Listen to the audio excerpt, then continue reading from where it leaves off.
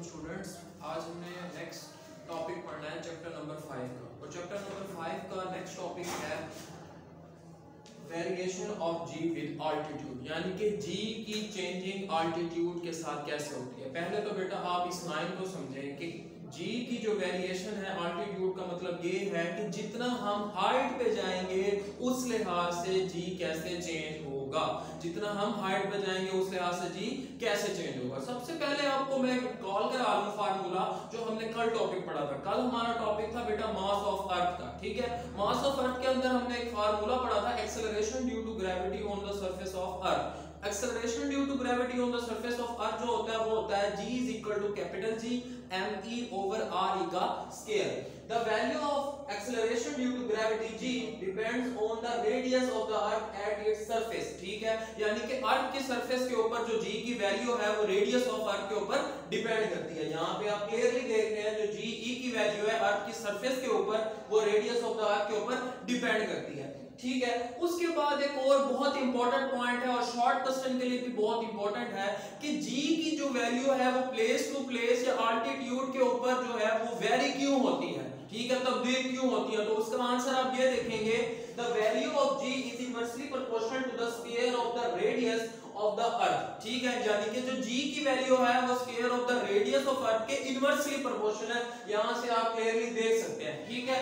उसके बाद it does not remain constant, it decreases with altitude, यानी कि ये इनवर्सली प्रोपोर्शनल तो है रेडियस ऑफ अर्थ के, लेकिन ये कांस्टेंट नहीं रहती, ये अल्टीट्यूड के साथ डिक्रीज होती है। और जितना ऊपर अल्टीट्यूड पे जाए उतना जी की वैल्यू कम से कमतर होती चली जाती है। उसके बाद नेक्स्ट है अल्टीट्यूड की डेफिनेशन कि अल्टीट्यूड क्या चीज है। अल्टीट्यूड को अगर आप लफ्जी मतलब में देखें तो बेटा ये हाइट होती है, किसी भी ऑब्जेक्ट की ये हाइट होती है, ठीक है। तो इसकी डेफिनेशन की तरफ आएंगे, altitude is the height of an object और प्लेस अबव सी लेवल, कि सी लेवल सतह जमीन से ऊपर किसी भी ऑब्जेक्ट की जो हाइट है, किसी भी ऑब्जेक्ट या प्लेस की जो हाइट है वो आपके पास कहलाता है अल्टीट्यूड। वो हाइट आपके पास क्या कहलाएगी, अल्टीट्यूड। उसके बाद नेक्स्ट हमारा जो टॉपिक था उसके एक्सप्लेनेशन की तरफ हम आएंगे।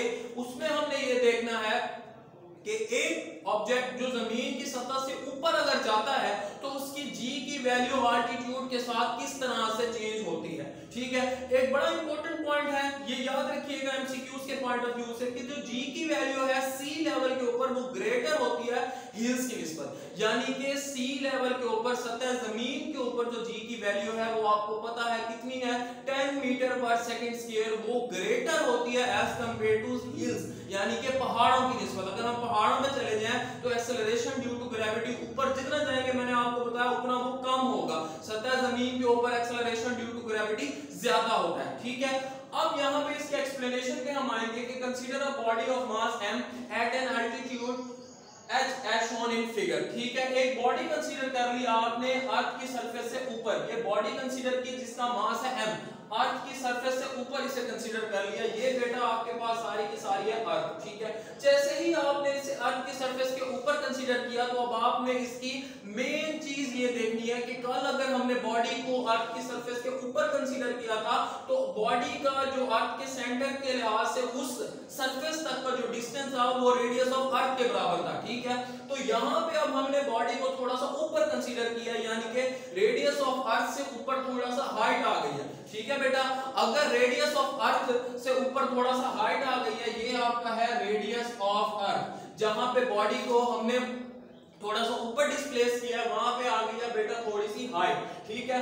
थोड़ा सा जब आपने ऊपर को किया तो हाइट भी आ गई। अब हाइट क्या है, हाइट भी डिस्टेंस है और रेडियस ऑफ अर्थ भी डिस्टेंस है, ठीक है। यहाँ पे दो डिस्टेंस की बात हो रही है, एक रेडियस ऑफ अर्थ की और दूसरा हाइट ऑफ द ऑब्जेक्ट की, ठीक है। अब जैसे ही आपने ऑब्जेक्ट को ऊपर की तरफ थोड़ा सा रखा तो यहाँ पे ऑब्जेक्ट के ऊपर दो तरह की फोर्सेस एक्ट कर रही है, ठीक है।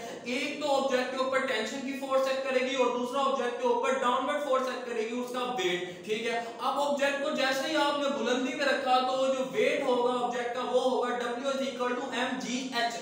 gh इसलिए बात की गई है क्योंकि जो g की वैल्यू है वो अल्टीट्यूड के लिहाज से कंसीडर की जा रही है, यानी कि हाइट के लिहाज से कंसीडर की जा रही है, इसलिए यहाँ पे gh आएगा। उसके बाद नेक्स्ट जो है वही बात है, distance of the body from the centre of the earth becomes re plus h, यानी कि यहाँ पे जो ऑब्जेक्ट का डिस्टेंस है सेंटर ऑफ द अर्थ से वो re है और h है, वो रेडियस और हाइट के डिस्टेंस के बराबर होगा, उसके सम के डिस्टेंस के बराबर होगा। ठीक है, उसके बाद नेक्स्ट जो है, अगर आप ये जो इक्वेशन थी जो आपके पास acceleration due to gravity on the surface of the earth थी, उस इक्वेशन के अंदर अगर आप आर ई की जगह R E plus H put कर दें, यहाँ पे जो रेडियस है वो चेंज हो गया है, रेडियस ऑफ अर्थ के बजाय यहाँ पे रेडियस आ गया आल्टीट्यूड के ऊपर। ठीक है, तो यहाँ पे अगर आप बेटा जाएं, यहाँ पे रेडियस ऑफ अर्थ जो है वो हाइट भी इसके अंदर ऐड अप हो जाएगी, यहाँ पे रेडियस ऑफ अर्थ के अंदर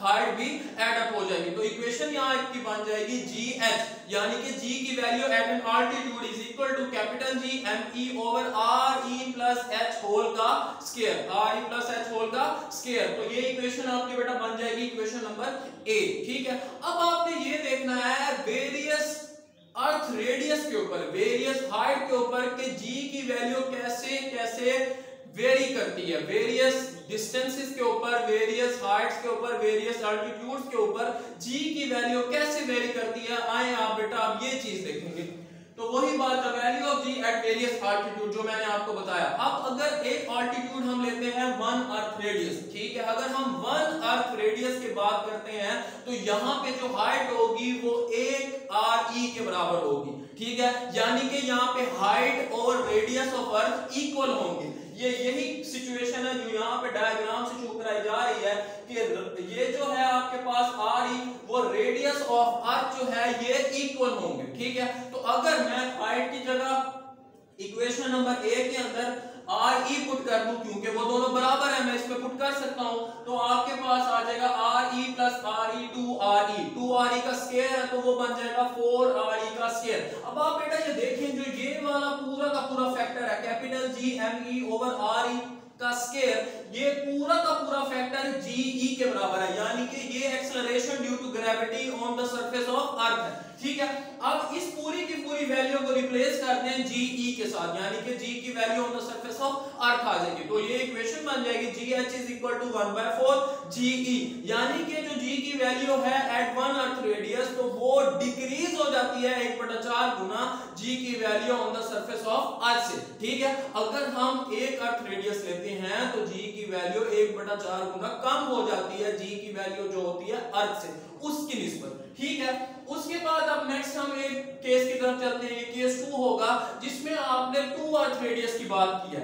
यहां अगर 2 अर्थ रेडियस की बात करें तो जी की वैल्यू जो होगी वो देखते हैं कैसे वेरी करेगी। ठीक है, अगर 2 अर्थ रेडियस की बात करें तो जो h होगा वो 2 आर ई के बराबर हो जाएगा, यानी कि अल्टीट्यूड जो होगा वो 2 आर ई हो जाएगा।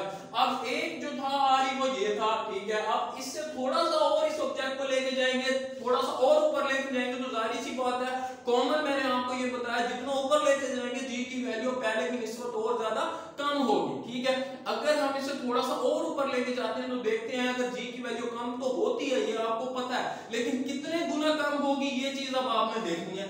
तो इक्वेशन के अंदर आपने h की जगह 2 आर ई पुट कर दिया, R E plus 2 R E 3 R E हो गया, 3 आर ई का स्क्वायर हो जाएगा। ठीक है, 3 आर ई का स्क्वायर हो जाएगा आपके पास 9 आर ई का स्क्वायर। ठीक है, अब आप देखें ये पूरा फैक्टर फिर वही जी ई के बराबर है, यानी कि एक्सेलरेशन ड्यू टू ग्रेविटी जो ऑन द सरफेस ऑफ अर्थ होती है ये वो वैल्यू है, और 1/9 को आपने एक तरफ कर लिया तो जी एच आ जाएगा 1/9 जी ई के बराबर, यानी कि जो जी की वैल्यू है एट 2 अर्थ रेडियस वो 1/9 गुना कम हो जाएगी जो कि जी की वैल्यू अर्थ की सरफेस के ऊपर है उससे। ठीक है, तो यही बात हमने लिखी, the value of G at an altitude equal to 2 earth radius decreases by 1/9 of its value on the surface of earth। ठीक है, ये टॉपिक आपका लॉन्ग क्वेश्चन के पॉइंट ऑफ व्यू से बहुत ज्यादा इंपॉर्टेंट है और आपने इसी तरह से ये क्वेश्चन अटेम्प्ट करने की कोशिश करनी है, प्लस इसमें से जो जो एमसीक्यूज बनते हैं और जो जो शॉर्ट क्वेश्चन बनते हैं वो भी मैंने आपको बता दिया। ये शॉर्ट क्वेश्चन बड़ा इंपॉर्टेंट बनता है कि why the value of g varies from place to place, तो उसका आंसर आपने यही सारा का सारा पॉइंट लिखना है कि value of g is inversely proportional to the square of the radius of the surface of the earth। ठीक है, but it does not remain constant, it decreases with altitude। उसके अलावा आपने altitude की डेफिनेशन भी शॉर्ट क्वेश्चन में आपसे पूछी जा सकती है, ये भी आपने याद रखनी है। नेक्स्ट आपका जो ये वाला पॉइंट है ये भी एमसीक्यूज के लिए बहुत ज्यादा इंपॉर्टेंट है और पूरा का पूरा यहाँ से ये जो टॉपिक है लॉन्ग क्वेश्चन में आपने इसी तरह से अटेम्प्ट करना है। Thank you.